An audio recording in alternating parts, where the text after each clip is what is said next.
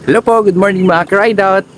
Kapag gusto nyo pong mag-ensayo ng ahon, pero maiksi lang, dito sa may Quarry Road, tamang-tama po ito.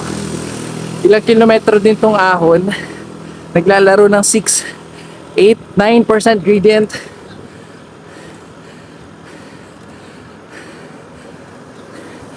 Swak na swak po ito sa mga binti at hita natin.